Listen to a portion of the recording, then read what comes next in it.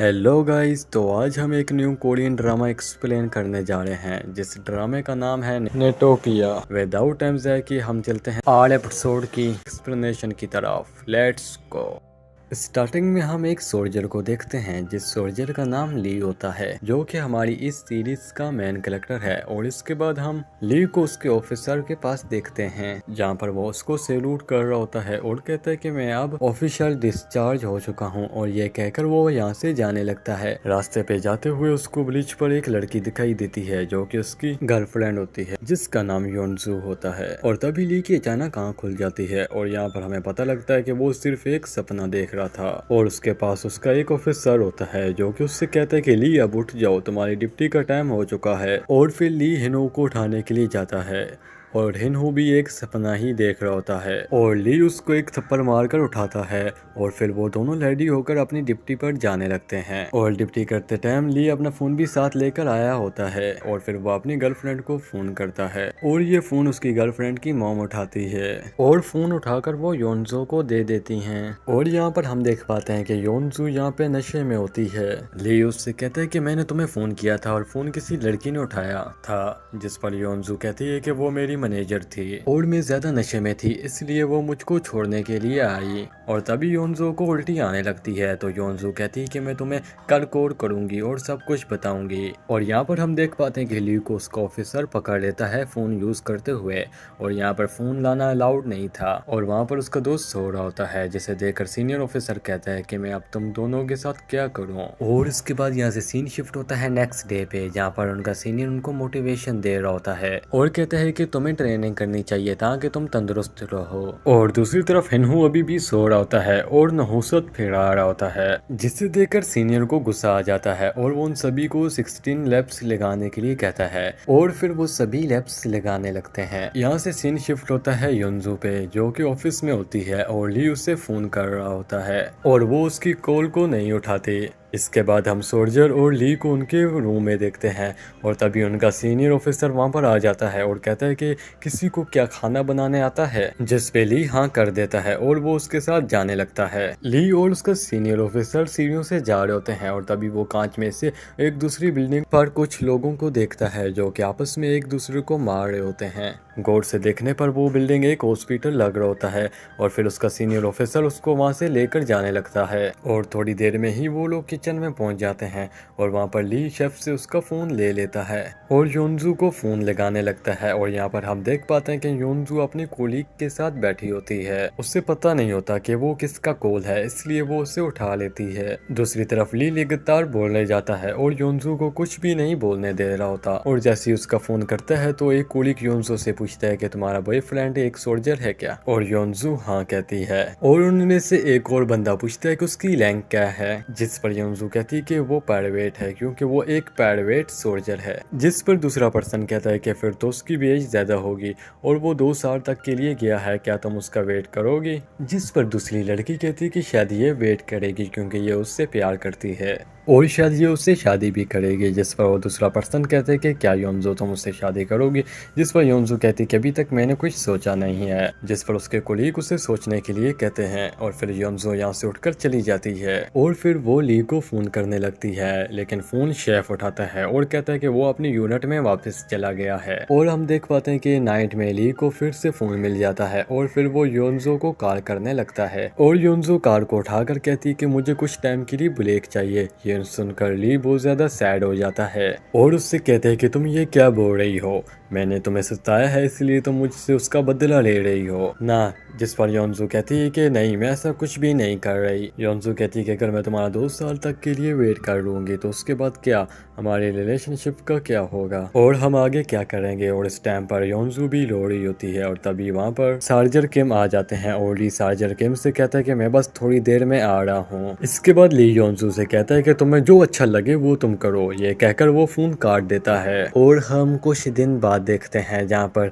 योंजू अपने फोन में ली और अपनी फोटो देख रही होती है और तभी उसके पास उसके मैनेजर का फोन आता है और कहता है कि मैं तुम्हारे घर के पास खड़ा हूँ। और फिर वो उसे अपने साथ एक होटल में लेकर जाता है जो कि बहुत ही बड़ा और अच्छा होता है। और वहाँ पर उसका मैनेजर उससे पूछता है क्या तुम्हें कुछ हुआ है, क्योंकि तुम पूरे रास्ते में कुछ बोली ही नहीं, क्या ये तुम्हारे बॉयफ्रेंड के बारे में है। और दूसरी तरफ हम ली को देखते हैं जो कि योंजू को कॉल कर रहा होता है और तभी उसके फोन में कॉल बजती है और वो उसे नहीं उठा रही होती, जिस पर उसका मैनेजर कहता है कि तुम्हें इससे उठा लेना चाहिए। जिस पर योंजू कहती है कि ये मेरे बॉयफ्रेंड की कॉल है और घर जाकर मैं उससे बात कर लूंगी। और यहाँ पर उसका मैनेजर उसकी तारीफ पे तारीफ करते जा रहा होता है और फिर वो दोनों ही बात करने स्टार्ट कर देते हैं और इस टाइम पे वो दोनों बहुत ज्यादा खुश होते हैं। और दूसरी तरफ हम ली को देखते हैं जो कि फोन अपने दोस्त को वापस कर देता है और फिर हम योंजू को देख पाते हैं जो कि अपने फोन में देखती है कि उसके पास एक मैसेज आया हुआ है और वो एक वॉइस मेल होता है। इसके बाद वो वॉशरूम में चली जाती है और वहाँ पर जाकर वो उस वॉइस मेल को सुनती है जिसमें दूसरी तरफ ली कह रहा होता है कि मैं तुम्हारे लिए सही नहीं हूँ और मुझे माफ कर दो, मैं अपने बारे में ही सोच रहा था, मैंने तुम्हारे बारे में कुछ नहीं सोचा, मुझे लगता है कि हमारा अलग रहना ही अच्छा है और ये हम दोनों के लिए ही अच्छा है। और ली उससे ब्रेकअप करने के लिए कह देता है और उससे कहता है कि तुम अब अपना ख्याल रखना। और ये सुनकर योंजू जोर जोर से रोने लगती है और योंजू ली को फोन लगाने लगती है तो ली का फोन बंद होया हुआ होता है और फिर योंजू ली से मिलने के लिए जाने लगती है, जिस पर उसका मैनेजर कहता है कि चलो मैं तुम्हें वहाँ तक छोड़ देता हूँ। और दूसरी तरफ हम ली को देखते हैं जिसे एक मिशन मिला होता है और वो होटल में से निकल कर जा रहा होता है, मतलब कि वो होटल उनके फ्लोर के नीचे होता है और तभी होटल की एक एम्प्लॉय उनको रोक लेती है। दूसरी तरफ हम योंजू को देखते हैं जो कि अपने मैनेजर के साथ होती है। उसका मैनेजर कहता है कि आज कुछ भी हो जाए मैं हमेशा तुम्हारे साथ ही रहूंगा और मैं तुम्हारा हमेशा वेट करूंगा, जिस पर योंजू कुछ भी नहीं समझ पाती और राइट बोलकर चुप हो जाती है। और ड्राइविंग करते टाइम एक आदमी उनकी कार में घुस जाता है, मतलब कि वो उनकी कार पे कूद जाता है और उसकी एक आंख निकलकर योंजू के कंधे पे आ गिरती है। और दूसरी तरफ हम ली को देखते हैं जो कि कांच में से देखता है कि एक प्लेन उनकी तरफ ही आ रहा है और सभी लोग ये देखकर डर रहे होते हैं और जैसे ही वो प्लेन बिल्डिंग से टकराने वाला होता है तो वो मुड़ जाता है, मतलब कि वो प्लेन मुड़कर दूसरी डायरेक्शन में चला जाता है। और फिर यहाँ से सीन शिफ्ट होता है योंजू पर, जहाँ पर वो उस पर्सन को देखकर काफी ज्यादा डर जाती है और फिर अपने कंधे पर पड़ी हुई उस आंख को उठाती है और हाथ में लेकर जोर जोर से चिल्लाने लगती है। और फिर हमें दोबारा वही प्लेन दिखाया जाता है जो कि दूसरी जगह पर जाकर क्रैश हो जाता है, जिससे काफी बड़ा धमाका होता है और ये सभी लोग अपनी बिल्डिंग में से उसे देख रहे होते हैं और उसे देखकर काफी ज्यादा डर जाते हैं। और वहीं पर ली भी होता है जो कि कहता है कि अब हमें वापस जाना चाहिए क्योंकि ये एक इमरजेंसी है। और दूसरी तरफ हम योंजू को देखते हैं जो कि अपने मैनेजर से कह रही होती है कि ये तुमने क्या किया, और दूसरी तरफ वो पर्सन अभी भी जिंदा होता है और योंजू उससे कहती है कि क्या तुम ठीक हो। फिर योंजू अपने मैनेजर से कहती है कि हम इसे ऐसे नहीं छोड़ सकते, हमें इसकी मदद करनी चाहिए। फिर यहाँ से सीन शिफ्ट होता है ली पर जो कि अपने दोस्त के साथ लिफ्ट में होता है और तभी यहाँ पर मैनेजर आ जाता है और जैसे ही वो नीचे के फ्लोर में आते हैं तो वो देखते हैं कि लोग आपस में एक दूसरे को काट रहे हैं और ज़ॉम्बीज़ में कन्वर्ट हो रहे हैं और ज़ॉम्बी बनकर एक दूसरे को खा रहे होते हैं। और फिर यहाँ से सीन शिफ्ट होता है और योंजू पे जाता है जो कि लोगों को अपनी मदद करने के लिए कह रही होती है और कोई भी उसकी मदद करने के लिए आगे नहीं आ रहा होता। और तभी वो एक बंदे को उसकी हेल्प करने के लिए कहती है और जैसे ही वो पर्सन उसके पास जाता है तो योंजू उसको पहचान लेती है क्योंकि वो बंदा पहले से ही बहुत ज्यादा फेमस होता है और उसका नाम एलेक्स होता है और सभी लोग उसकी वीडियो बनाने लगते हैं। तो तब योंजू उसे अपनी हेल्प करने के लिए कहती है और वो सभी लोगों को दिखाने के चक्कर में उसकी हेल्प करता है और हम उसको और योंजू को उस पर्सन को निकालते हुए देखते हैं। योंजू का मैनेजर अभी भी कार में ही बैठा होता है डर के मारे और फिर से सीन ली की तरफ जाता है जहाँ होटल में अफरा तफरी मची हुई होती है और लोग एक दूसरे को काट ले होते हैं। और यहीं पर ली का दोस्त सोचता है कि ये कोई सपना तो नहीं और तभी वो एक आधी बॉडी को उनकी तरफ आते हुए देखते हैं। और दूसरी तरफ हम योंजू और एलेक्स को देखते हैं जो कि उस बंदे को निकाल कर नीचे जमीन पर लिटा देते हैं और एलेक्स उसे सीपीआर देने की कोशिश करता है मगर उस पर्सन के मुंह के अंदर से ब्लड निकलने लगता है। और तभी वहाँ पर काफी ज्यादा लोग आ जाते हैं और कहते हैं कि तुमने ही इसको मारा है और एलेक्स को उससे दूर दूर कर देते हैं। और फिर हम ली को देखते हैं जिन पर एक ज़ॉम्बी ने अटैक कर दिया होता है, लेकिन ली और उसका दोस्त और मैनेजर उस ज़ॉम्बी को आग लगाकर मार देते हैं। और फिर हम एलेक्स को देखते हैं जो कि मैनेजर के पास जाता है और उससे कहता है कि क्या तुम ठीक हो, लेकिन एलेक्स कुछ ऐसा देखता है कि वो वापस आ जाता है। तभी योंजू देखती है कि उनकी तरफ एक ट्रक बहुत तेजी से आ रहा है और वो लोग उससे बच जाते हैं, लेकिन वो ट्रक अपने नीचे काफी सारे लोगों को कुचल देता है। दूसरी तरफ हम ली और मैनेजर को देखते हैं जहाँ पर मैनेजर कार पर किसी से बात कर रहा होता है और फिर वो उन लोगों को बताता है कि नीचे के फ्लोर पर भी ऐसी ही कंडीशन है। दूसरी तरफ हम योंजू को देखते हैं जहाँ पे सड़क पे काफी सारे ज़ॉम्बी घूम रहे होते हैं और मैनेजर के पीछे भी वही ज़ॉम्बी लग जाता है जिसको उन्होंने उड़ाया था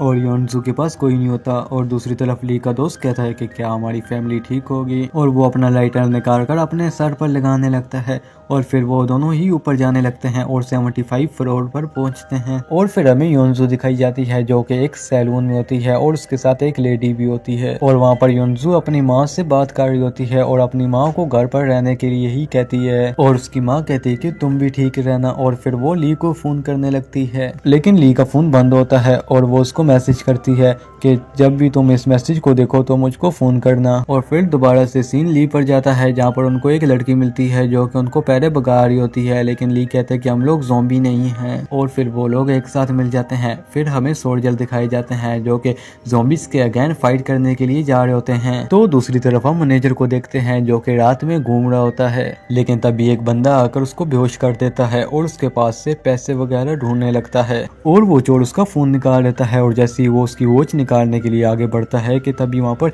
योंजू आ जाती है। और फिर यहाँ से सीन कट होकर ली पर आ जाता है जो कि वहाँ पर एक फोन कोड से फोन करने की कोशिश कर रहा होता है और ये लड़की बताती है कि ये सब कुछ बेकार है। और फिर ली उस लड़की से पूछते है कि क्या तुम्हारे पास कोई फोन है, जिस पर वो लड़की कहती है कि मेरे पास फोन नहीं है। तो ली उससे पूछते है कि यहाँ आसपास कोई फोन है, जिस पर वो लड़की बताती है कि यहाँ काउंटर में हो सकता है कि फोन हो, लेकिन वहाँ पर काफी ज्यादा ज़ॉम्बीज घूम रहे हैं। और वो तीनों एक प्लान बनाकर वहाँ से निकलते हैं, लेकिन तभी उनके सामने एक ज़ॉम्बी आ जाता है जिसको ली मार देता है। और फिर हमें दोबारा से योंजू दिखाई जाती है जहाँ पे मैनेजर होश में आ गया होता है। तो योंजू से एक टावर पर जाने के लिए कहती है, जिस पर मैनेजर कहता है कि हम वहाँ पर कैसे जाएंगे क्योंकि तुम आसपास की सिचुएशन तो देख ही पा रही होगी। और मैनेजर वहाँ से जाने लगता है और योंजू को अपने साथ आने के लिए कहता है। तो योंजू उस लेडी को अपने साथ आने के लिए कहती है, लेकिन वो लेडी कहती है कि मैं अपनी शॉप को ऐसे नहीं छोड़ सकती। और वो लेडी कहती है कि तुम अपना ख्याल रखना। और फिर योंजू और मैनेजर वहाँ से जाने लगते हैं और हम देख पाते हैं कि उस लेडी के पीछे काफी ज्यादा ज़ॉम्बी आ रहे होते हैं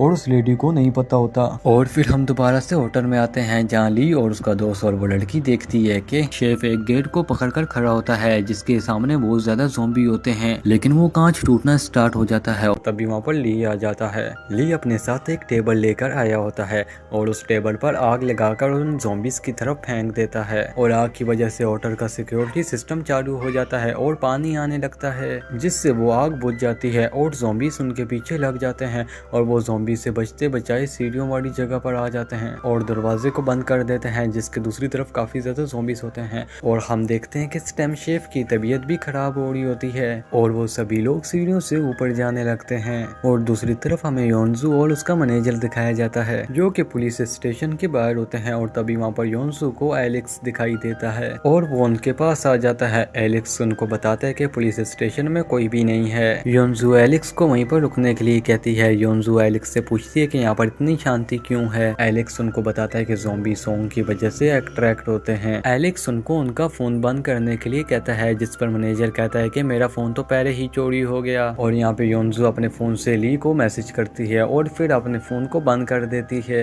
दूसरी तरफ यहाँ से सीन शिफ्ट होता है सोल्जर पर जो कि उसी बिल्डिंग की छत पर होते हैं और वो लोग जैसे ही छत वाले गेट को खोलते हैं तो वो देखते हैं कि उनके सामने रायन और मिसेस जोंग आ जाते हैं। लाइन चलाकर ली को बताता है कि ऊपर का गेट खुल चुका है और इसके बाद हम देखते हैं कि ली उस शेफ को भी ऊपर लेकर आ चुका होता है और यहाँ पर ली अभी भी योंजू के बारे में ही सोच रहा होता है। और दूसरी तरफ हम योंजू को देखते हैं। योंजू को एलेक्स बता रहा होता है कि ये वायलिस फॉरेन कंट्री में भी फैल चुका है और तभी वहाँ पर कुछ लोग आ जाते हैं जो कि हंटर्स होते हैं। तो योंजू कहते हैं कि शिकारी यहाँ पर क्या कर रहे हैं। तो एलेक्स बताता है कि शिकारियों की गन पुलिस स्टेशन में ही रखी होती है और अगर वो ऐसा ना करें तो उनको जेल भी हो सकती है और इसलिए अब वो यहाँ पर अपनी गन को लेने के लिए आए हैं। और इस टाइम पर पुलिस जोम्बिस और सोल्जर के पास सभी के पास उनकी गन्स होंगी। सोल्जर का नाम सुनकर योंजू को ली की याद आने लगती है। फिर यहाँ से सीन शिफ्ट होता है ली पर, जिसका अफसर उस पर गुस्सा हो रहा होता है क्योंकि वो यहाँ पर सिविलियन को लेकर आया होता है और ये अलाउड नहीं होता है। तो तब ली अपने सीनियर से कहता है कि ये इस टाइम बॉर्डर नहीं है और अब मुझे अपना फ़ोन भी दे दो आप। तो उसका सीनियर उससे मना कर देता है, पर सोजोन उससे कहती है कि हमें इस टाइम पर अपनी फैमिली से बात करने की ज़रूरत है। लेकिन वो उससे कहते हैं कि तुम यहाँ पर क्या कर रही हो, क्योंकि सिविलियंस का यहाँ पर आना मना है। और तभी उन्हें किसी चीज़ की ज़ोर से आवाज़ सुनाई देती है और उन्हें देखने पर पता चलता है कि ज़ॉम्बीज़ ऊपर की तरफ आ रहे हैं और उन्होंने नीचे का गेट भी तोड़ दिया होता है। लेकिन वो ज़ॉम्बीज़ के ऊपर आने से पहले ही वो ऊपर का गेट बंद कर देते हैं। और यहाँ पर हम शेफ को देखते हैं जो कि अजीब सा बिहेव कर रहा होता है। लैनू कह रहा होता है कि ये सब ज़ॉम्बीज़ हैं, लेकिन उसका सीनियर ये मानने से मना कर देता है और कहता है कि तुम मुझे बेवकूफ़ नहीं बना सकते। पर सुजुन उस सोल्जर से कहती है कि आपको क्या लगता है कि आप मजाक कर रहे हैं, आप मेरे कपड़ों को तो देखिए। और तब हम शेफ को देखते हैं जो कि जमीन पर गिर जाता है और फिर ज़ॉम्बी बनकर खड़ा हो जाता है। ये देखकर सभी लोग उससे लड़ाई करना स्टार्ट कर देते हैं, पर वो एक बंदे को चाक मार देता है। और दूसरी तरफ हम योंजू और उसके साथियों को देखते हैं, लेकिन तभी पुलिस स्टेशन के अंदर से ज़ॉम्बीज़ निकलना स्टार्ट हो जाते हैं और पीछे से हंटर भी आ जाते हैं और वो शूट करने लगते हैं, मतलब कि वो ज़ॉम्बीज़ को मारने लगते हैं। लेकिन योंजू, एलेक्स और मैनेजर वहां से भाग जाते हैं। और दूसरी तरफ हमें लैनू को दिखाया जाता है जो कि शेफ के सर में एक रोए का राड मारता है और तब उसका ऑफिसर उससे गुस्सा होने लगता है। तो तब ली उसके सामने आ जाता है। ली अपने सीनियर को कहता है कि हमें इनको मारना ही पड़ेगा, नहीं तो वो हमको मार डालेंगे। जिस पर उसका सीनियर कहता है कि तुम्हें इसकी सजा मिलेगी और ये बोलकर वो वहां से चला जाता है। और इसके बाद हम मिस शजोन को देखते हैं जो कि उसी सोल्जर को ट्रीटमेंट दे रही होती है जिसको शेफ ने चाक मारा होता है, लेकिन वो कुछ ज्यादा ही जख्मी होता है। और इसके बाद लाइनो और ली अपने सीनियर के सामने खड़े होते हैं। तो तब वो अपने सीनियर को कहता है कि इस वक्त कंडीशन काफी ज्यादा खराब है और हमें अपनी फैमिली से भी बात कर लेनी चाहिए। जिस पर वो सीनियर भी मान जाता है और कहता है कि हमें इनकी बात मान लेनी चाहिए और अपनी फैमिली से बात कर लेनी चाहिए। और अगले पर हम उन सभी सोल्जर को उनके रूम में देखते हैं जहाँ पर उन सभी सोल्जर को उनका फोन मिल चुका होता है। शजोन भी वहीं पर होती है और ये सोल्जर उसे अलग से ट्रीटमेंट दे रहा होता है। फिर हम ली को देखते हैं जो कि अपने फोन को ऑन करता है और उसके पास काफी ज्यादा योंजू के मैसेज और कॉल्स आए हुए होते हैं। और जब ये आए थे तब ली का फोन बंद था। फिर हमें योंजू दिखाई जाती है जिसके साथ एलेक्स और मैनेजर होता है जो कि ज़ॉम्बीज़ से बचकर भाग रहे होते हैं। और तभी सामने इन्हें एक ज़ॉम्बी दिखता है जिसे देखकर ये लोग जाकर शॉप में छुप जाते हैं। तब योंजू कहती है कि अगर आज हमारे साथ एलेक्स नहीं होता तो हमारा क्या होता आज। और ये सुनकर मैनेजर कहता है कि आज मैं भी तुम्हारे साथ ही था। और फिर मैनेजर योंजू के कंधे पर हाथ रखता है, लेकिन योंजू उसके हाथ को अपने कंधे से हटा देती है। फिर वो जाकर एक कैसे टेप को उठा लेती है और कहती है कि ये ली की फेवरेट एल्बम है। मैनेजर उससे पूछते हैं कि ये तुमको पता है कि ये क्या है, जिस पर योंजू कहती है कि हाँ मुझे पता है, ये एक कैसेट टेप है। अच्छा तो तुमको पता है। फिर योंजू इस कैसेट टेप को देखने लगती है और फिर हमें पास का सीन दिखाया जाता है जहाँ पर योंजू और ली एक एक्सक्रीम शो पर काम कर रहे होते हैं। वहाँ पर यही सॉन्ग चल रहा होता है जिस पर योंजू ली से पूछती है कि तुम हमेशा यही सॉन्ग क्यों सुनते रहते हो। और ली कहते हैं कि ये मेरा फेवरेट है। तो ली योंजू से कहता है कि तुम भी इससे गाओ ना। तो योंजू भी गाने लगती है और इस वक्त पर वो दोनों बहुत ज्यादा खुश होते हैं। फिर हम प्रेजेंट में आ जाते हैं जहाँ पर योंजू उस कैसेट के बदले में पैसे रख देती है। फिर उसका मैनेजर कहता है कि तुमको क्या पता है कि वो जिंदा होगा। शॉप का हुनर, जिस पर योंजू कहती है कि अगर हमने इसके पैसे नहीं दिए तो ये तो चोरी कराएगी। और दूसरी तरफ हम ली को देखते हैं जो कि योंजू को फोन कर रहा होता है और वो बहुत ज्यादा परेशान भी होता है। और ली के बाद जितने भी लोग होते हैं वो सभी अपने फैमिली मेंबर से बात कर रहे होते हैं। और दूसरी तरफ शमजोन को ये बंदा ट्रीटमेंट दे रहा होता है और ये कहता है कि क्या तुम अपने बॉयफ्रेंड से बात कर रही थी, जिस पर वो कहता है कि नहीं मैं अपने भाई से बात कर रही थी। और ये बंदा ये सुनकर बहुत ज्यादा खुश हो जाता है। फिर शजोन कहती है कि तुम मुझको मिस शजोन क्यों बुला रहे हो, पर ये बंदा कहता है कि तो मैं तुम्हें क्या बुलाऊं। शजोन कहती है कि तुम्हारी एज क्या है, जिस पर ये बंदा कहता है कि तुमको कितनी एज चाहिए। शजोन कहती है कि अब मैं क्या ही बोलूं। और इसके बाद हमें ली को दिखाया जाता है जो कि योंजू के मैसेज को पढ़कर रो रहा होता है। और तभी वही बंदा आकर ली को कहता है कि क्या तुम रो रहे थे, तुम्हारी आवाज से ऐसा लग रहा है। और वो उसे चुप कराने लगता है और कहता है कि क्या तुम्हारे मॉम और डैड से तुम्हारी बात हुई है, जिस पर ली कहता है कि वो यहाँ पर नहीं है, वो दूसरी कंट्री में है, अफ्रीका में। और ये बंदा कहता है कि क्या अमेरिका सेफ है। और फिर यहाँ से सीन शिफ्ट होता है योंजू की तरफ और ये सभी लोग कुछ खा रहे होते हैं। एलेक्स कहता है कि मैं वैसे हांगकांग में रहता हूँ, लेकिन यहाँ पर मैं एक होटल में रुका हूँ और वो वही होटल होता है जिसमें ली होता है। जिस पर योंजू कहती है कि मेरा बॉयफ्रेंड भी उसी होटल में रहता है, जो कि एक सोल्जर है और देश की सेवा कर रहा है। जिसपे मैनेजर बोलता है कि वो एक एयर डिफेंस यूनिट में है, जो कि उसी होटल के ऊपर है और मैं इसको उससे ही मिलवाने के लिए लेकर जा रहा था। और फिर एलेक्स अपना फोन निकालता है और कहता है कि क्या इनमें से कोई एक है। और वो कहती है कि हाँ यही मेरा बॉयफ्रेंड है। और ये सुनकर वो दोनों ही इस पर हंसने लगते हैं और कहते हैं कि क्या यही जोकर तुम्हारा बॉयफ्रेंड है। और फिर योंजू कहती है कि क्या सब कुछ ठीक हो जाएगा पहले जैसे। और इस टाइम वो बहुत ज्यादा सैड होती है। और फिर योंजू अपने फोन को ऑन करती है और देखती है कि उसके पास ली के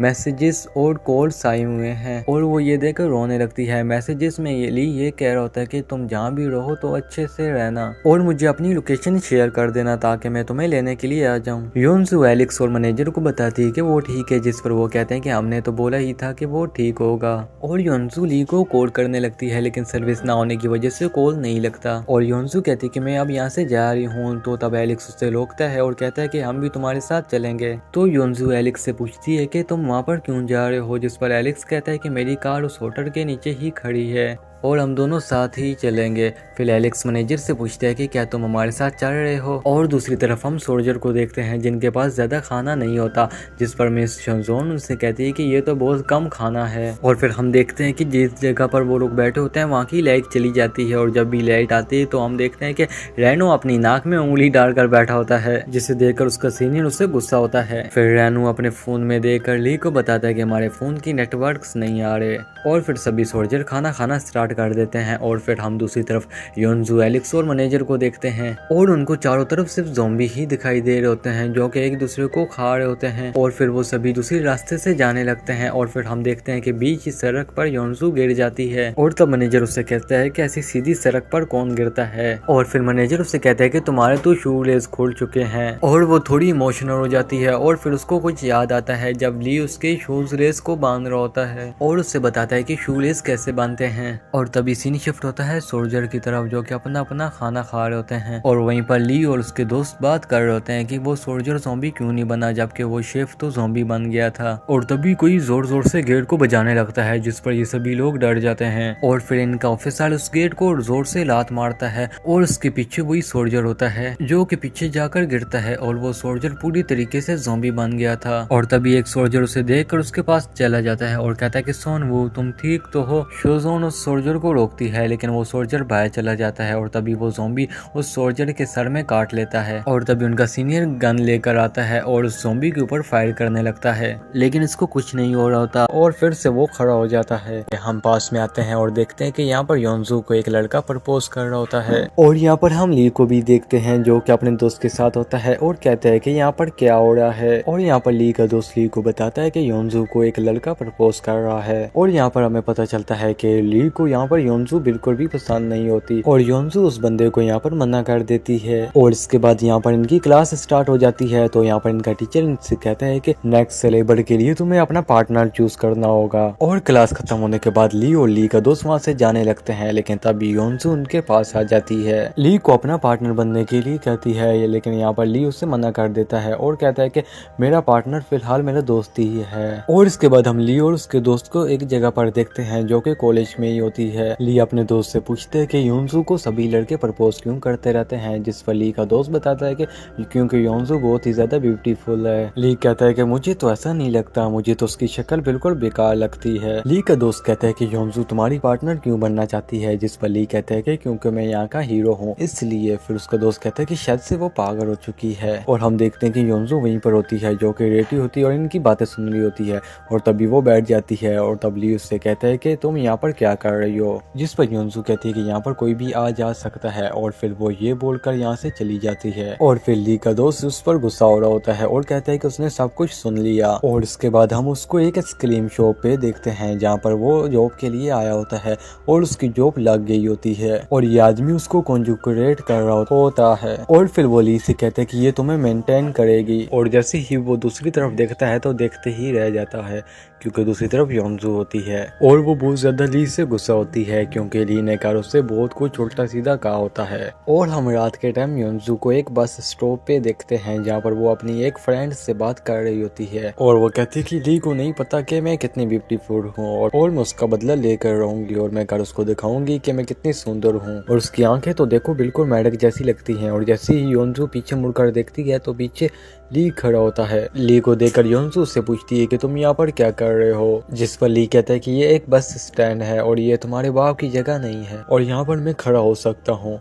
और उसके बाद वो बस में बैठकर यहाँ से चला जाता है। और दूसरे दिन हम ली और योंजू को शॉप में देखते हैं जहाँ पर एक कस्टमर योंजू से बहस कर रहा होता है क्योंकि उसे आइसक्रीम वापस करनी होती है, लेकिन योंजू से कहती है कि हमारी पॉलिसी के हिसाब से हम 3 घंटे बाद किसी से भी आइसक्रीम वापस नहीं करते। और इस बंदे को 7 घंटे से भी ज्यादा हो चुके होते हैं, इसलिए योंजू इस बंदे को मना कर रही होती है, लेकिन वो बंदा उसके ऊपर आइसक्रीम को फेंक देता है। लेकिन ली योंजू को अपनी तरफ खींच लेता है और उस बंदे की अपने फोन से वीडियो बनाने लगता है और ये देखकर वो बंदा वहां से भाग जाता है। और इसके बाद हम ली और योंजू को देखते हैं जो कि उसी दीवार को साफ कर रहे होते हैं। तो तब यहाँ पर योंजू ली को थैंक यू कहती है। ली कहता है कि हाँ ठीक है। इसके बाद वो दोनों ही बहस करने लगते हैं।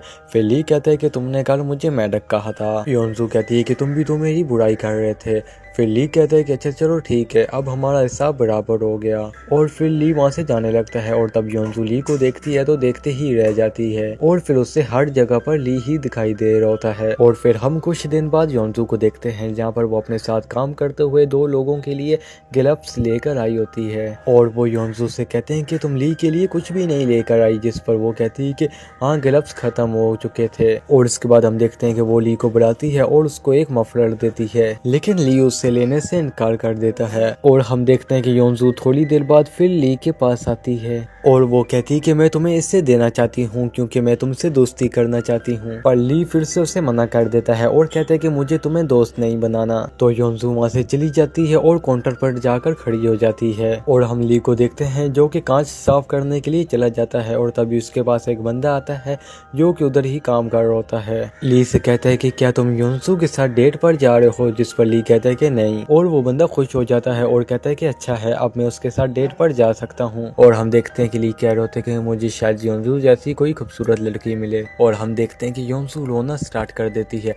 और फिर वो अपने बॉस से छुट्टी लेकर वहाँ से चली जाती है और वो एक जगह पर जाकर बैठ जाती है जहाँ पर चारों तरफ बर्फ होती है और वो अभी भी रो रही होती है। और तभी वहाँ पर ली आ जाता है और योंजू को जैकेट देता है, लेकिन योंजू उस जैकेट को फेंककर वहाँ से आगे चलने लगती है और तभी वो गिर जाती है और वो कहती है कि ये रेस हमेशा ही खुड़ जाते हैं। और तभी उसके पास ली आ जाता है और वो उसके शू लेस को बांधने लगता है और वो उसे सिखाता है कि लेस कैसे बांधते हैं। और तब योंजू कहती है कि मैं क्या इतनी बुरी हूँ, जिस पर ली कहता है कि तुम बहुत खूबसूरत हो। और तभी यहाँ पर सीन कट होता है और हम प्लेजेंट में आते हैं जहाँ पर हम योंजू को देखते हैं जो कि अपने लेसेस को बांध रही होती है और वो ली को गाली देती है क्योंकि उसने लेस बांधना सिखाया था लेकिन ये फिर से खुल गए। और दूसरी तरफ हमें सार्जेंट को दिखाया जाता है जिसने अपने ज़ॉम्बी सोल्जर को मार दिया होता है। और तभी हम देखते हैं कि दूसरा सोल्जर भी ज़ॉम्बी बन गया होता है और वो सभी पर हमला करने के लिए आगे आ रहा होता है, लेकिन तभी इन्हो उसके ऊपर गर्म पानी फेंक देता है और कैटरी से उसे मारने लगता है और सभी लोग अपनी गन्स निकाल कर उसके ऊपर निशाना लगाने लगते हैं, लेकिन कोई भी उसके ऊपर फायर नहीं कर रहा होता है। और तब ही शो जोन उसके ऊपर फायर करती है और एक ही गोली में उसको नीचे गिरा देती है और ये देखकर सभी शॉक हो जाते हैं। और तब सार्जन उससे कहता है कि तुम एक सिविलियन हो और तुम ऐसे किसी पर भी फायर नहीं कर सकती हो। और सीन फिर से योंजू पर आता है जिनको एक लड़का मिलता है जो उल्टी कर रहा होता है और उसके पैर पर ज़ॉम्बीज़ के काटने का निशान भी होता है और वो लड़का इनसे कहता है कि क्या तुम मेरी मदद कर सकते हो, जिस पर मैनेजर कहता है कि इसको ज़ॉम्बी ने काटा है और इसलिए हम इसकी मदद नहीं कर सकते। और योंजू इसकी मदद करने के लिए मान जाती है है, लेकिन तभी वहाँ पर बहुत ज्यादा ज़ॉम्बीज आ जाते हैं, जिसे देखकर वो सभी लोग वहाँ से भागने लगते हैं और उन सभी से छुपते हुए एक रेस्टोरेंट में पहुँच जाते हैं, जहाँ पर वो लोग इस बंदे को बांध देते हैं क्योंकि इसे ज़ॉम्बीज ने काटा होता है। और तभी ये बंदा यहाँ पर उल्टी करने लगता है, जिस पर ये सभी लोग कहते हैं कि तुमने कितनी पी रखी है। ये बंदा बताता है कि वो सुबह से ही पी रहा है और इसी के बीच उसे ज़ॉम्बी ने काट लिया। तभी यहाँ पर एक ज़ॉम्बी आ जाता है जो कि इस बंदे को छोड़कर योंजू की तरफ जाने लगता है उसको खाने के लिए, लेकिन उसकी एक गलती की वजह से सारे बर्तन उसके ऊपर गिर जाते हैं, जिसकी वजह से वो ज़ॉम्बी वहीं पर मारा जाता है। लेकिन ये ज़ॉम्बी एक इंस्पेक्टर होता है और उसके बाद एलेक्स उसके पास से एक डिवाइस निकालता है और ये चेक करने के लिए होता है कि सामने वाले ने कितनी ड्रिंक पी रखी है। इसके बाद वो सभी को बताता है कि ज़ॉम्बी ने शायद इसके ऊपर इसलिए अटैक नहीं किया क्योंकि इसने पी रखी थी, या ये भी हो सकता है कि पीने के बाद इसे ज़ॉम्बी ने काटा था और उसके काटने के बाद ज़ॉम्बी इसके ऊपर अटैक नहीं कर रहे हैं। और फिर एलेक्स उन सभी से कहता है कि हमें भी ड्रिंक पीनी चाहिए ताकि हम भी शायद बच सकें। और वहीं पर योंजू ली के लिए कॉल कर रही होती है, लेकिन उसका कॉल नहीं लगता और तभी एलेक्स उसके लिए एक ड्रिंक लेकर आता है और योंजू उसे पी जाती है। और यहाँ से सीन फिर पास में चला जाता है, जहाँ पर हम योंजू को देखते हैं जो कि अपने डैड के फ्यूनरल में ड्रिंक कर रही होती है, और वहीं पर हम ली को देखते हैं जो कि सभी लोगों को खाना दे रहा होता है। और इसके बाद हम उन दोनों को एक जगह पर बैठे हुए देखते हैं और योंजू उसे एक लेटर देती है और कहती है कि ये मेरे डैड की तरफ से एक गिफ्ट है। ली कहता है कि मैं तो स्मोक नहीं करता, जिस पर योंजू कहती है कि मेरे डैड भी स्मोक नहीं किया करते थे और मैंने उन्हें ये लेटर गिफ्ट में दिया था और वो इसकी बहुत केयर करते थे, और मैं जब उनके पास होती थी वो हमेशा ऐसा रिएक्ट करते थे कि जैसे वो सिगरेट पी रहे हो। और ये सुनकर ली भी ऐसा रिएक्ट करने की कोशिश करता है कि वो स्मोक कर रहा हो, और ये देखकर योंजू बहुत ज्यादा खुश होती है और वो उसे किस करती है। और फिर यहाँ से सीन कट होता है और हमें प्लेजेंट का सीन दिखाया जाता है जहाँ पर सुबह का टाइम हो चुका होता है और वो उठ जाता है और फिर वो योंजू को फोन करने लगता है, लेकिन योंजू का फोन नहीं लगता, जिसकी वजह से वो सैड हो जाता है और उसके हाथ में वही लेटर होता है। और इसके बाद में हम रूटिनेंट पार्क को देखते हैं जो कि एक ज़ॉम्बी बनते जा रहा होता है। और इसके बाद में हम सभी सोल्जर और ह्यूजैन को देखते हैं जो कि न्यूज देख रहे होते हैं और न्यूज में बताया जा रहा होता है कि ये ज़ॉम्बी सामने वाले के ऊपर दांतों से अटैक करते हैं। अटैक करने के बाद उनके ऊपर भी ये इन्फेक्शन बढ़ते जाता है और वो भी ज़ॉम्बी बनते जाते हैं और वो सभी से घर पर रहने की सलाह देते हैं। और तभी इनू कहता है कि क्या मैं कुछ बोल सकता हूँ, जिस पर ग्योन कहता है कि यहाँ पर कोई भी नहीं है इसलिए तुम कुछ भी बोल सकते हो। और वो कहता है कि फर्स्ट क्लास चिल हुई थी, वो इतनी जल्दी ज़ॉम्बी नहीं बना था। इनू कहता है कि उसने कुछ तो खाया पिया था जिसकी वजह से वो लेट ज़ॉम्बी बना था। इसके बाद ज़ियोमी एक लिक्विड उठाता है और कहता है कि उसने ये पिया था। और तब श्यूजोन उससे एक सोल्जर की तरह बात करती है और कहती है कि तुम सच में पागल हो चुके हो। और ग्योन उसकी तरफ देखता है और कहता है कि तुम तो एक सोल्जर की तरह बोल रही हो, वैसे कल तुमने वो गन कैसे चलाई थी। और इन्यू भी उनके पास आ जाता है और वहीं पर हम ली को भी देखते हैं जो कि उनके पीछे खड़ा होता है। और तब श्यूजोन उनको बताती है कि ये एक सिगरेट है, लेकिन मैं हाई स्कूल में एक कम्पिटिटिव शूटर थी, वो एक नेशनल शूटर थी। और ये सभी लोग ये सुनकर शौक हो जाते हैं और तभी उन्हें एक गन चलने की आवाज सुनाई देती है और वो सभी लोग ये सुनकर बाहर आ जाते हैं और उन सभी को समझ आ जाता है कि वो आवाज न्यूटोनेट के रूम से आ रही होती है। और जैसे ही सार्जन उसके रूम में जाता है तो वो देखता है कि पार्ट न्यूटोनेट मर चुका है और उसने खुद को ही शूट करके मार दिया। और दूसरी तरफ हम योंजू को देखते हैं जहाँ पर इन सभी लोगों ने काफी ज्यादा ड्रिंक कर रखी होती है। और फिर यहाँ पर योंजू कहती है कि हमें टावर ए की तरफ जाना चाहिए, जिस पर ये बंदा कहता है कि टावर ए की तरफ क्या है और हम वहाँ पर क्यों जाएंगे, पर वहाँ पर तो बहुत ज्यादा ज़ॉम्बी हैं। जिस पर योंजू कहती है कि मेरा बॉयफ्रेंड वहाँ पर है। और तब एलेक्स कहते हैं कि मेरी कार भी वहाँ पर है और वो एक अमेरिकन कार है और इसके अंदर हमें काफी ज्यादा चीजें भी मिल सकती हैं। और टावर ए के अंदर योंजू का बॉयफ्रेंड भी है जो कि एक सोल्जर है और वो हमें बचा सकता है। और वहाँ पर हम योंजू को देखते हैं जो कि फुल नशे में होती है और वो गोल्ड क्रिस्टल को लेकर बाहर निकल जाती है ज़ॉम्बीज़ को मारने के लिए। और एलेक्स वहीं पर होता है जो कि अपने आप से बातें कर रहा होता है। हम देखते हैं कि इस बंदे को सच में ज़ॉम्बी नहीं मार रहे होते हैं, पर इन दोनों के पीछे ज़ॉम्बी पड़ जाते हैं। और तभी ये बंदा कार का हॉर्न बजाता है और उन दोनों को बचा लेता है। और दूसरी तरफ हम सार्जन को देखते हैं जो कि बंदूक से अपने आप को मारने की कोशिश कर रहा होता है, लेकिन तभी हिनहू और लियो उसके रूम में आ जाते हैं जहाँ पर वो उससे कहते हैं कि आप क्या कर रहे हो, जिस पर सार्जन कहता है कि मैं पार्क की आइडेंटिफिकेशन कर रहा हूँ। और इसके बाद हम देखते हैं कि लियो और इनू सार्जन के पास आते हैं और आकर कहते हैं कि हमारे पास एक बहुत बड़ी प्रॉब्लम है। जिस पर सार्जन कहता है कि तुम किसके बारे में बात कर रहे हो, तो इन्नू सार्जन को बताता है कि जैसे कि कल लाइट गई थी और वो वापस से आ गई। जिस पर सार्जन कहता है कि हाँ मुझे वो याद है, अब आगे बोलो। फिर इन्नू बताता है कि होटल की इलेक्ट्रिक सप्लाई है वो एक्सटर्नल से बैकअप पर चली गई और हमारे पास पानी आ रहा है। इसका मतलब है कि वाटर टैंक अभी भी चल रहे हैं और इस टाइम पर शायद वो होटल के जनरेटर का यूज कर रहे हैं और अगर जनरेटर बंद होगी तो हमारे पास पानी भी आना बंद हो जाएगा और मेरे हिसाब से शायद ये 1 या 2 दिन तक ही चलेगा। जिस पर सार्जन कहता है कि हमें अब क्या करना चाहिए और हमें अब पता चलता है कि ली और इन्नू का दोनों का ही ये प्लान होता है